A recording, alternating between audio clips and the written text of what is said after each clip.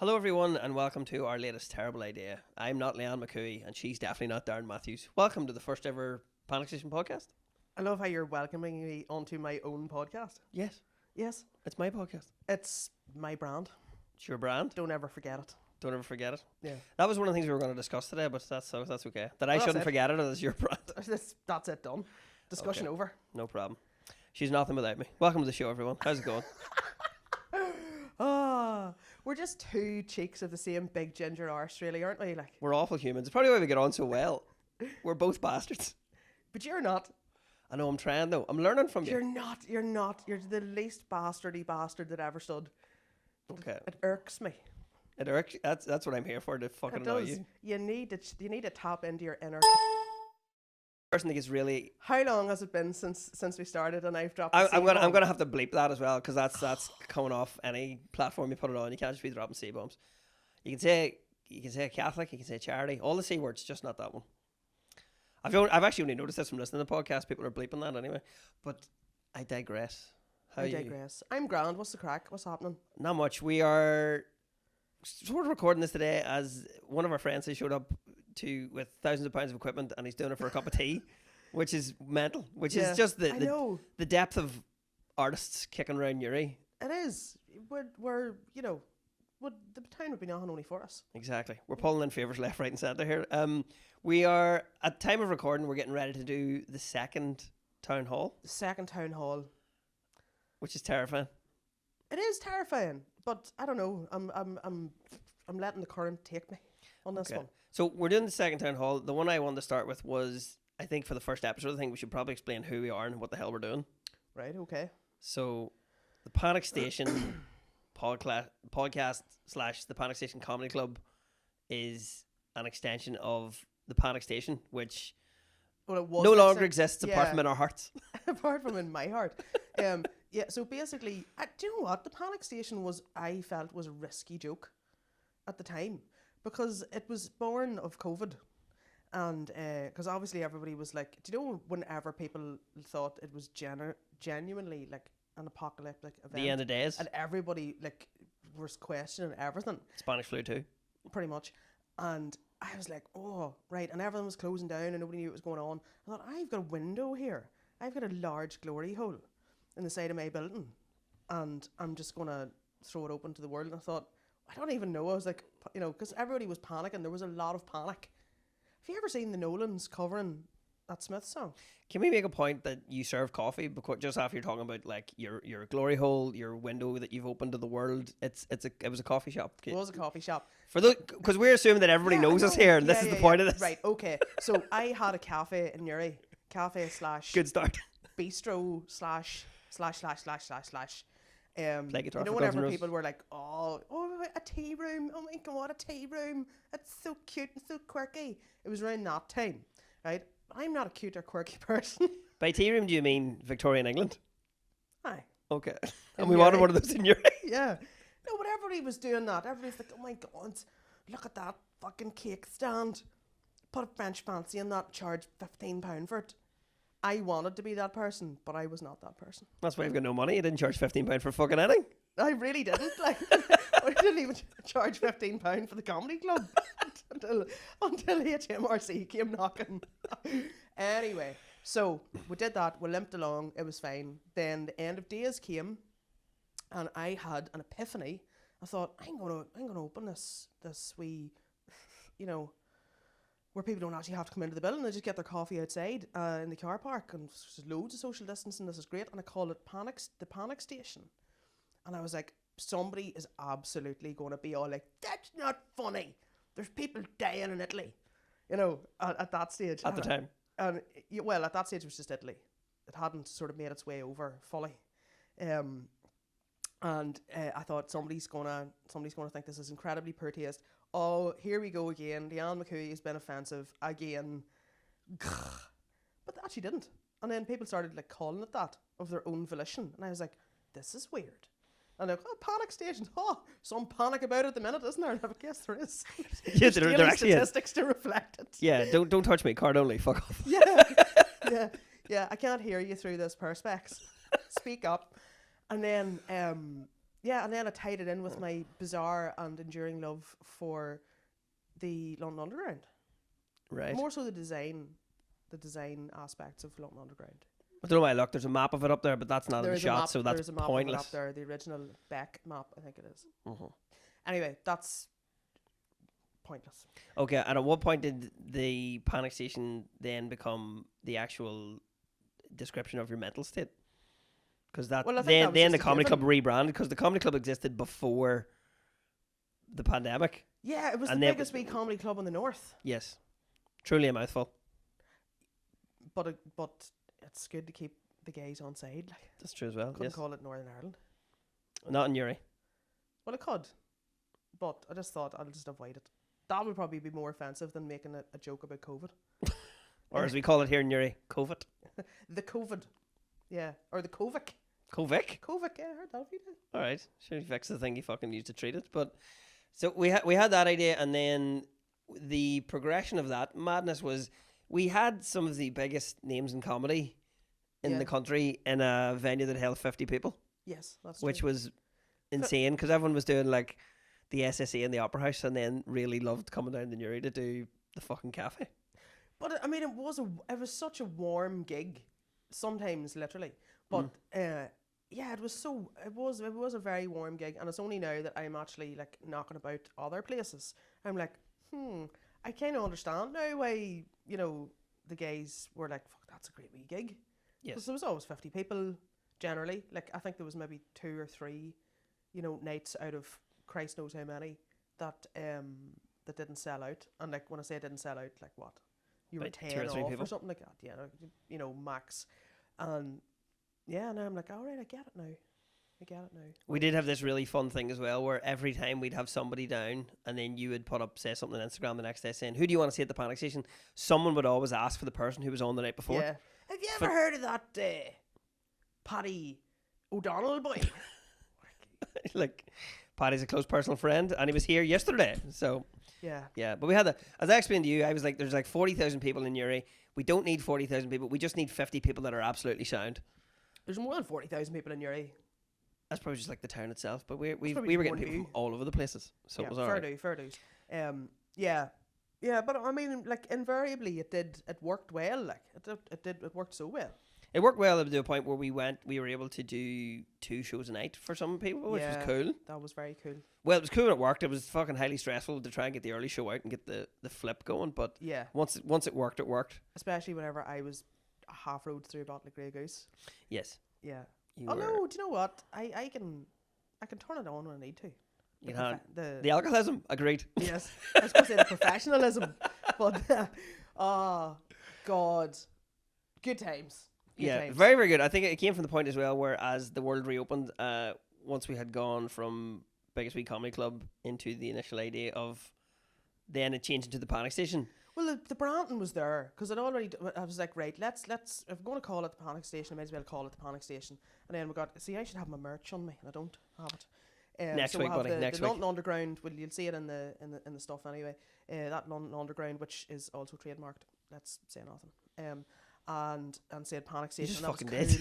cool. And shut up. And I had like bobble hats and hand sanitizer bottles and mugs and stuff like that. And people really loved it. I was like, well, why not just call it the Panic Station Comedy Club? So it started to sort of bleed into everything else, and now it's sort of become a wee umbrella catch-all sort of. It's got a fucking podcast now. Well, Well, we'll watch it back. It might be a podcast. We'll see. we'll see. We'll see.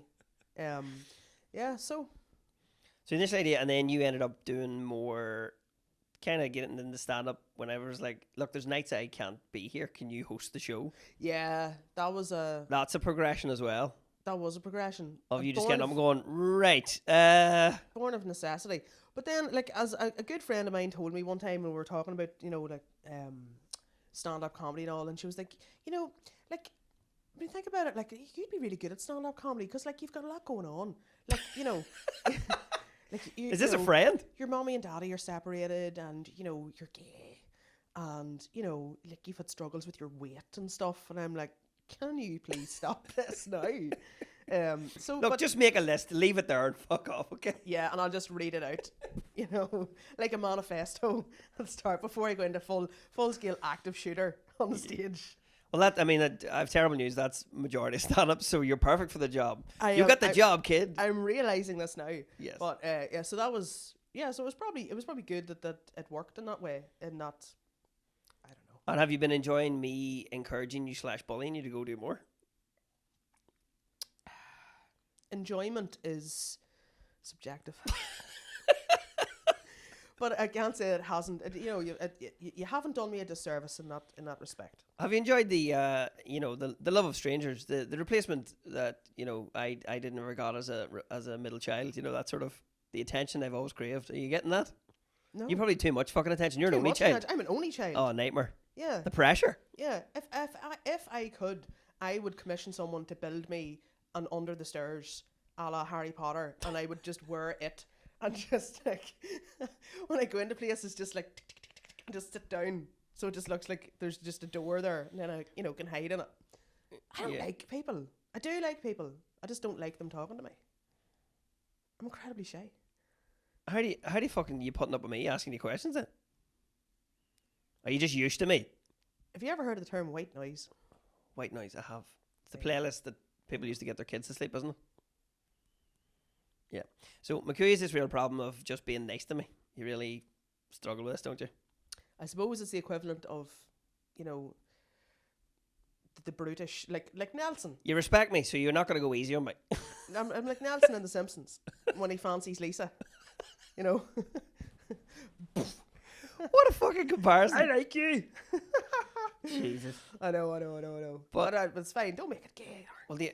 Well, that's the whole point as well, because you, as the gay contingent of the podcast, every time you see me, straight in with the homosexual slurs. But that's because it's fun. She's taking it back. I'm taking it back.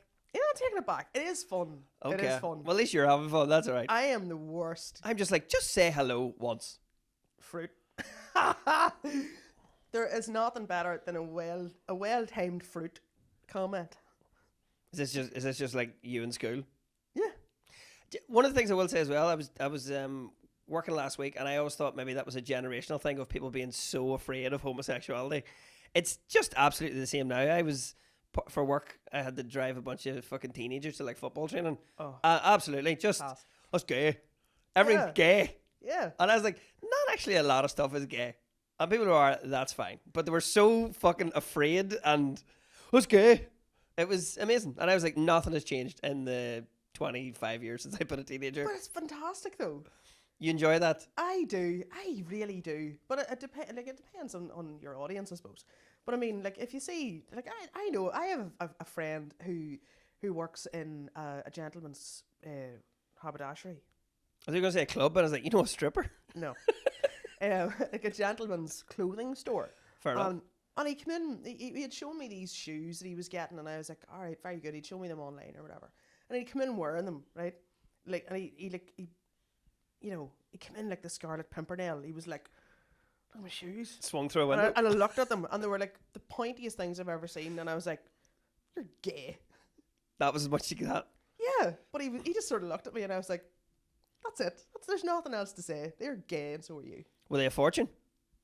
Doesn't matter, they're gay. No, it does, because he was obviously like, I spent good dough on these, what do you think? And he's like, this is going to be the thing that impresses McCooey. And you're like, actually, nothing impresses me, I'm sorry. Nothing about those fucking hellscapes on your feet. Yeah, it's like when people are like, you'll not believe this. You're like, I always believe it. I fully believe everything you're going to say. Yeah, but then you're talking to somebody who, as you said before, is dressed like a football hooligan.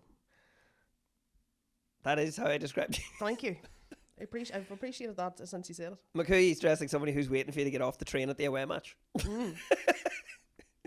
Absolutely. Thanks for that. Scarf around the face, Adidas beanie, you're getting your fuck kicked in. McCooey's waiting. I can't really wear a beanie. Why not? Because I look like I have additional needs whenever I wear hats. Any hat at all? Yeah, whenever I was in university for 6 weeks, I used to be like kicking around Belfast. The girls, if we were ever out shopping, they'd be like, come on, we're going to TK Maxx and get McCooey to try on the hats. And I just try on a variety of hats, and it just all be like, Young people, this was entertainment before people had good signal on their phone for internet. yeah. We didn't have TikTok, we just had TK Maxx. and me looking like my ma was getting money from me, which she absolutely wasn't. Not if you're not. Oh, Sensational. I'm really glad to be here for your childhood drama. no problem. But what is our next what is our next daft idea? Are we getting a billboard? Can we talk about that on here? Yeah. There's a billboard in the offing. Okay. Yeah. So obviously, I don't know. Do Nuri Bid want to be attached to this? But they are now. Yeah, we've named them. I'll bleep that out too, don't worry. Nuri Bid have been incredibly helpful, incredibly proactive, and just a general all-around bunch of good guys in helping us do things if there's obstacles in terms of, you know, getting stuff together, make a phone call, right, we can help with that, we've got somebody who can put that in place for you, blah, blah, blah, blah, blah. And one of those things is the fucking billboard. Okay. So I was like, he's like, we've got billboard space around the town. And I was like, right, do you want a billboard? And I was like, so our next project is a cash for gold shop. yeah. I was like, I don't know if my narcissism, you know, reaches such depths. If you can handle a billboard. Yeah. Right. That sounds bad. You can't handle the advertising. Turns out my narcissism does. And, well, there's a photograph of you on it too, mate. You I know. Absolutely look like you're my character. And it's like, Well, who designed it? a friend. Oh, that's okay. Well, that's not your fault then that I look like No, I sent him those shots from the sunflower, which are class. But he elected not to use them. And he's got one of you going like this. Brilliant. Behind me, right? And I'm like this. It's so bad, like. So it looks like I'm trying to get you into a fun fair or something. It's like, yeah. Come on, let her in. Let her in. Yeah. She's sound. We've been knocked back from a bar, and I'm like, Yeah. they're like, she's fucking steaming. No, I'm not. And you're like, What am I supposed to do? where is she? Put a hat on her, and she'll be fine. Her man's getting money for it. Yeah. Fuck. So Maybe that's the thing. Maybe I should just carry a hat with me at all times, and then if I need to elicit sympathy, I can just be like, okay. Well, we had that, and then all of that led up to the idea where you just came to me and went, "Why don't we do the town hall?" yeah. And I shit myself. You did, and that was that. Darren Matthews 100% thought, and I could see it in his eyes, right? I could see that this here was moving. It was like, oh, yeah, it's this, yeah. You could see the realism in my fucking. In here, he was like, this fat fucker's lost the plot. I could see it in you, but I could see it in you. Your middle class fear just consumed you. Ladies and gentlemen, that's the first time in my life I've ever been called middle class. The man helping us make this podcast is from round the road from me, and he knows I'm not one bit fucking middle class. The pub at the bottom of my street was called the Pit. Go fuck yourself. Truly a hole in the ground. But so we did. Right, so we did the first town hall, and then. And he didn't believe it. He didn't believe it. I knew. I was consumed with the positivity. 100%. It was some kind of like. I was having some kind of mental breakdown. I thought that was the vodka. What? I thought that was the vodka. No. That was around the time where the shop was actually closing. My life was just crumbling down around me. And I was like, I have no control over any of this situation. Do you know what I'm going to do? Let's book the town hall. I could feel it. There was a sense within me. Don't know what it was. So basically, ladies and gentlemen, what McCooey's saying here is I booked your manic episode. Yes. Yeah. We got some of the best comedians who have all done the Panic Station, and thank God for them. They're just like, that sounds great, let's fucking do it. Yeah, but I knew, the belief that I had, the fucking belief that I had, and every so often he was like, right, well, so the tickets are going to go out on sale, and I was like, yeah, they are. The serenity that just surrounded me, the aura, I was like, oh, I could have walked on the canal, like, no problem. You probably could walk on the canal anyway. But I was like, this is fine. Everything's fine. It's going to sell out. Book them and they will come. Yeah, the serenity as in more so I was thinking of like the serenity prayer that alcoholics fucking. I was like, God, grant me the serenity. Yeah, accept the things you cannot change. And in that instance, you could not change the fact that it was going to be a sellout and it was going to be a success. I knew it. I felt it. And the first one went and it was class. And then when we booked the second one, we totally fucking flipped. Yeah, I was like, we absolutely changed. I did not think. I owe you a tenner. Well, I'm getting that tomorrow. It's okay. We're going to do that live on stage. Yeah. Good luck with that. Yeah. Yeah. Like you have a tenner. How long do I revolute you in front of this 400-seater crowd? Brilliant. No, I didn't think it was going to sell out at all. And then the idea was not only was it going to sell out, I think the bet was under an hour.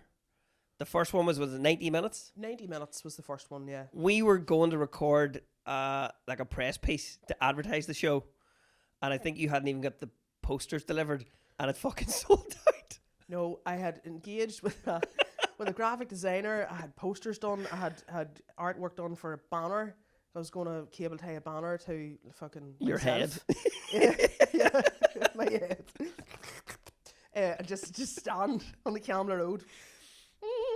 And all that. And for naught, because we made our way back over from doing our press piece, and the tickets had just evaporated. Yes. So the second one sold out, and it is a wee bit different because it's been part of, it will be, by the time you guys see it, yes, it will have been part of the Nuri Arts Festival. So exactly. This is all part of the Make Nuri Great Again mission, is it? Yeah. We've got a lot of buzzwords, a lot of hashtags kicking around. Pure Nuri.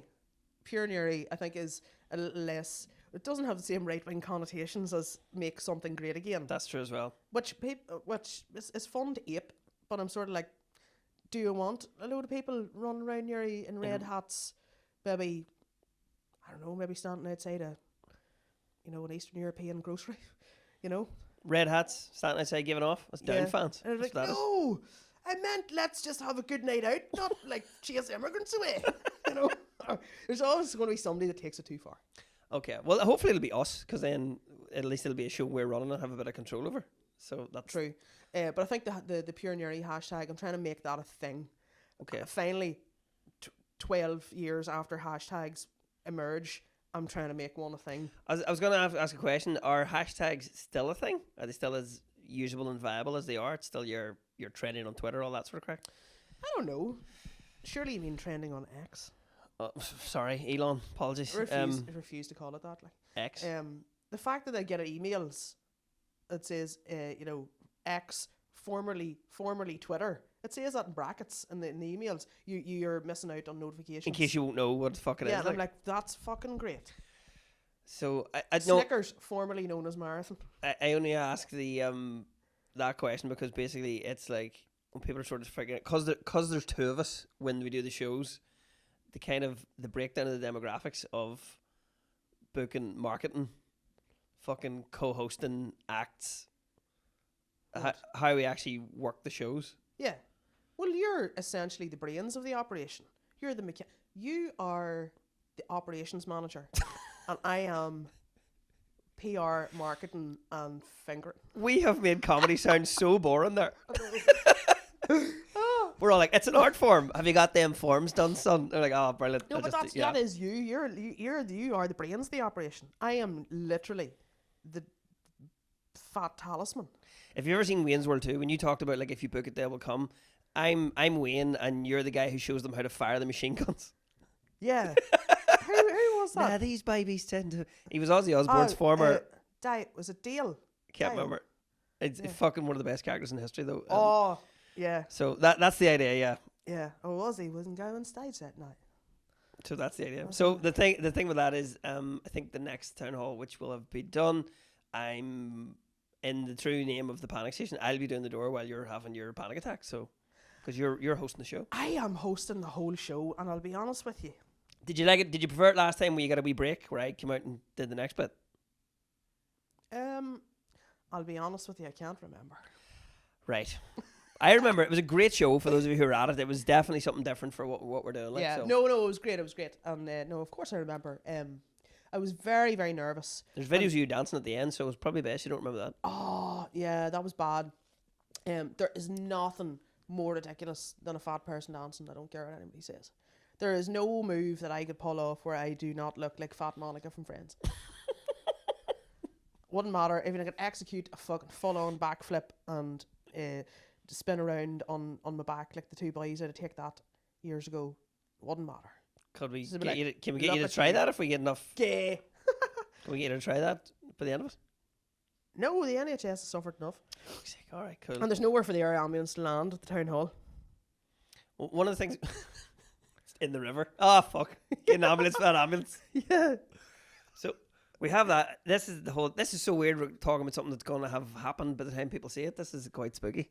It is. Hopefully there's no Imagine there was an actual apocalypse now. Hopefully there's Somebody no, like, finds it. Wall-E finds this in fucking 50 years. very prophetic. What's it in? It's like, what the fuck? Sticks in his chest and watches. Yeah. What are these two on Yeah. about? Yeah, and then finds a plant and goes, fuck that. Yeah. We're getting them back. I think this is part of the whole thing. So my initial idea of stuff I've been doing for years, when you were talking about like making Nuri great again, mine when I was growing up was just to make it a wee bit more fucking exciting. You leaned too hard into your positive smiley thing, right? That's what happened there. Right. You were this little ball of energy. And you were like, let's fucking have a real good time. Let's, I like Blink 182 and I can fucking Why is your impression of me Pinocchio? I don't know. I'm a real boy. I'm a real boy and I've got some good ideas. Yeah. I'm going to take it up from the INF and Warren Point and I'm going to fuck up Nuri. You were too happy. You were too positive. Nobody cared at that stage. It was 2005, 2006. Everybody had fucking fake money. People were buying houses. With fake money. Yeah, they were doing gear for the first time ever. Working in Dublin 8 days a week. Yeah. They were having such a good time. I think ecstasy was probably still a thing. People in Nuri were drinking wine. Indeed they were. Not just red, white and rosé. I mean, like, people knew the word like Shiraz. Yes, Shiraz was a big thing in 2004. Somebody said Merlot to me once in 2008. I was like, Merlot to yourself. Yeah. Very confusing. And then, like, everybody just fucking...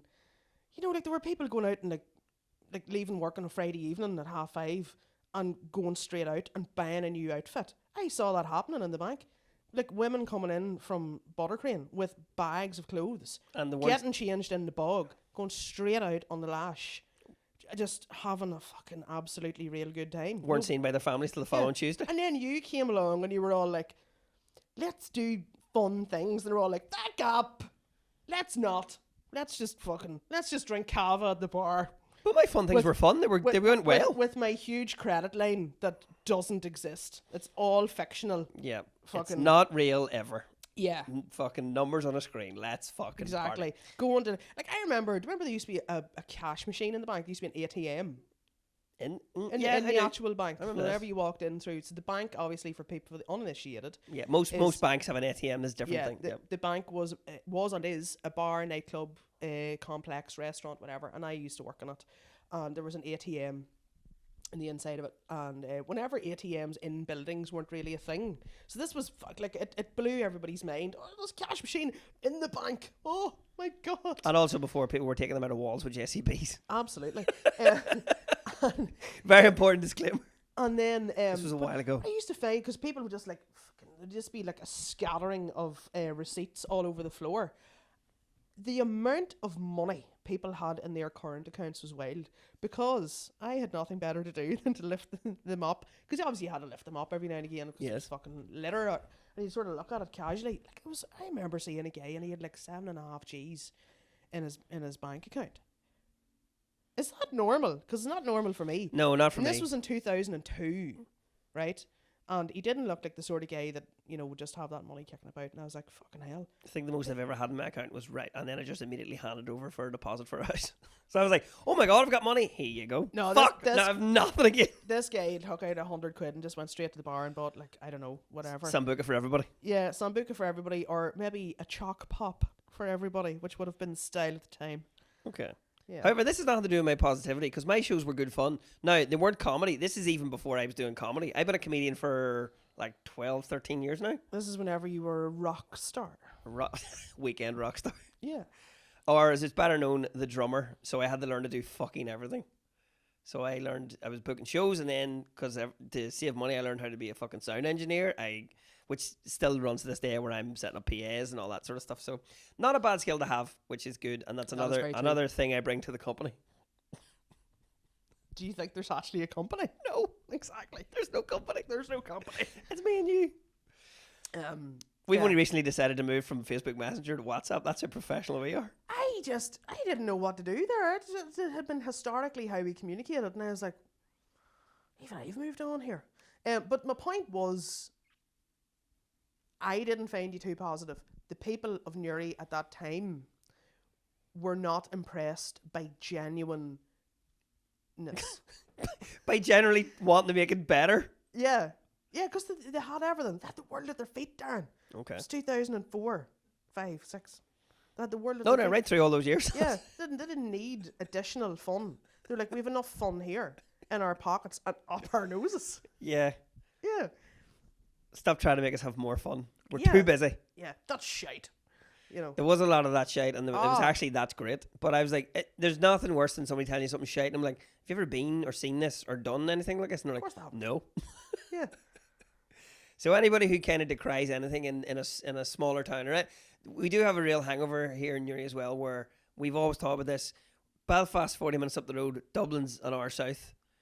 We will absolutely leave Newry and go to everything. We bring something to the town, and people are wildly suspicious. Shite. Wildly suspicious of it. Shite. But here in Newry itself, we have loads of people that are fucking brilliant musicians, artists. We've got comedians now, for Christ's sake. Yeah. So all that stuff that you can get everywhere else, we're like, well, let's keep it concentrated. Let's go local. And people are just like, I don't know what you're up to. Yeah. Yeah. Oh, I went to Belfast the other night and spent £200 in a hotel room and fucking, £100 on a feed out and to go £300 on gear. Yeah, to go to the Odyssey to see Somebody who did the this Panic guy Station. called was it Kieran Bartlett or Mickey Bartlett? Did he have a guitar? Yeah, Kieran Bartlett. Ah, fuck, he was brilliant, by. Yeah, I know. He's here next week. And he was here and they go, 6 months ago. Is he? Aye. And you're like, yes, he is. So when you were doing the hatch, would people not actually believe you that this is who you had? The mysticism. The mysticism, right? Do you know what? I'll tell you exactly how it went. It went like this. Here your wee comedy nights are going well. They're doing well, aren't they? Right? They don't actually ask you a question. They just say, they're doing well. You're doing well. You're like, Amma. Right? Still here serving you fucking coffee. Yeah. Your comedy nights are going great. And I'm like, yeah, they're really good. Yeah, and is it just you that does them? And I was like, yes, it's just me. I have elected to just put myself on a stage for 2 hours on the last Saturday of every month and sell tickets. That's how fucking big my head is. And that I obviously internalised that. And I'd say, no. We get boys from Belfast, and they're like, oh, do you? Right? I be watching them. I watch them podcasts. Do you ever see that boy? What do you call him? Oh, what do you call him? Shane, and you're like, Shane Todd. Yeah, Shane Todd. Oh, so funny. And I'm like, yeah, but Shane's played here a couple of times. Has he? Right? That's the least impressive thing you've said to them, that he's been here. It's almost, I'd rather have the turn around and said, no, he hasn't. Why are you lying? Why are you lying, Leon? No, he hasn't. I love the idea that you're trying to convince people that we have the biggest comedians in the country used to play our little 50-seater venue, much the same way that the Relic once tried to convince people that Pharrell Williams was coming. Do you remember that? Yeah. This is a very localised story. If you're not from Newry, enjoy this. Strap in. They were fronting. They were fronting. They were very much fronting. Oh. Fuck up. And out of this world idea all the way from Neptune. Do you think that Pharrell is a sex pest? What has that got to do with the story about him trying to play the Relic? Because they reckon Puff Daddy's at it. Okay. This isn't where I thought episode 1 of this podcast was going to go, but let's do it. Let's party. We digress. It's topical. All you do is fucking digress. No, but they reckon Puff Daddy's at it. Aye. Epstein Island. Aye. I'd be very disappointed if Usher was involved in this. I had this conversation last night with Aaron Cannon. Name drop. I would be disappointed. I think Usher's the right fella. But you see, if he's been footering with Justin Bieber, I'd be really disappointed in that. Now, we don't have a legal team. What constitutes libelous on a podcast? Allegedly. Say allegedly after every sentence. Allegedly. So Usher, allegedly. No, but he hasn't. But I'm just saying, Usher and Bieber knocked about. This is how rumours get started, McCoy. No, but sure, was Bieber not his protege? Someone hears the wrong thing, man, and they're just like, well, when 2008. I heard that, McCoy was saying on that fucking podcast. Says Usher's foot with Bieber. There's somebody, in a deposition over in not there America saying, now listen, guys, I fucking heard it. I heard it on a podcast. It's a good Tom State These impression. two Irish guys were talking. There's a fat guy and a guy with a beard. Two Irish guys. Yeah. Oh. I just love the idea of you telling people about the podcast of like the comedy club being like, no, it's not just me. I have a wee positive mate from fucking Bestbrook. He's too fucking happy. I'm trying to break him. You see, whenever you said positive there, I'd maybe need to cut. I want to say HIV positive, but you're not. Despite the epic heroin use in Bestbrook. I don't live in the Brook anymore. Anyway, yeah, so that's not too bad. That's middle class. Your ideas above your station. Have you seen where I fucking live? No, I actually haven't. We're getting Israel flag today. Class. Actually, I think I brought it with me. Did I tell you about the letter I got from Stormont? No, but I will also tell you about me being anti-Semitically harassed in a bar in Nuri. Really? How was I? Didn't know you're Jewish. Neither did I. Until a wee lad says to me, here. Right, and this is actually how he said it. He says, here. He says, he's looking to know if you're a Jew. Right, this happened, right? And I was like, a Jew? And he was like, aye. And I was like, have you ever seen a ginger Jew before? And he was like, And he actually went, have you ever seen a ginger Jew before? And it went on like that. He says, you kind of look Jewish. And I was like, I don't look Jewish, right? And I was like, not that I would have any problem. How do you look Jewish? I have no idea, right? And then what brought the house down was I was playing pool, right? I was playing pool in this bar, and obviously, as is a lesbian's want, and I got bait, and as a wee joke, I had to like connect it all up. Your man come over and shook hands with me. I says, Mazel tov, right? The fucking place descended into eruptions of laughter, right? And the wee lad was like, hey, fucking you're a Jew. Yeah, shalom's all around. So when we say making Nuri great again. Yeah, and then he actually came down. He obviously Googled Jews or Jewish, customs or whatever. The Jewish faith. Right, and he came down to me, right, and he was scrolling through, obviously, Wikipedia, and he goes, do you have a dreidel? And I was like, I do, aye. Right, and then he goes, he said the line that I'll never forget. Do you love the Star of David, do you? I was like, I do. I've got it tattooed on me. It was a very strange night. Is this a bar that still exists? Oh, aye. Oh. This was like a fortnight ago. And do you see if... I thought we were still talking about 2006. No. Do you see if I walk into that bar, the next time I walk into it, do you see if some of the regulars doesn't call me Mazel Tov McCooey, I'll be fucked off. You trying to make your own nickname? Because that's a cool nickname. That's what you're going for. Shalom. Probably more Molotov cocktail McCooey, so... Fair enough. Destructive powers and all. Okay.